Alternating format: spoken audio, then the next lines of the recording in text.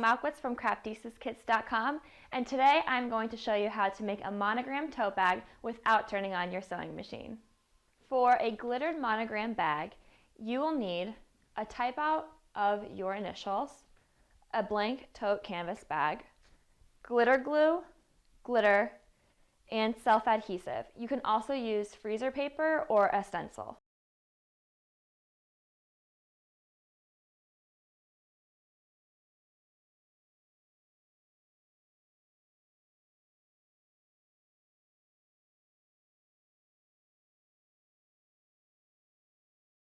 We would have to flip our initials over backwards because this stencil is going to be placed on our bag. So using my X-Acto knife, I'm just going to cut my initials out. So we've now cut out our initials, and we're going to take off the backing on the self-adhesive, and the backing is going to be sticky so that we can stick it down on the front of the bag and use it as a stencil for our glue and glitter. So now that our stencil is sticking to the back of the canvas, you're going to use your glitter glue and apply it on with a paintbrush. So you can do it messy at first like that, and then come back in with a paintbrush and just get it all over that first letter. And then complete that.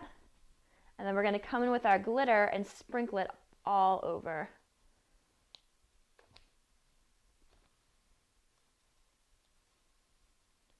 Now this definitely does not have to be perfect because the vinyl is covering it, but we want to make sure that we have all of the gaps filled in so that the glitter doesn't miss anywhere on the monogram. So now we're going to take the glitter and pour it all over on top of that glue. Now you can get as messy as you want to on this part because you want to cover the entire monogram with your glitter. So we just dumped out the rest of the glitter. We're going to peel off the top layer of adhesive, and it should be revealing our monogram. And there you have it, Monograms Glittered Bags. I'm Camille Malkowitz. Thanks for joining me, and remember to keep it crafty.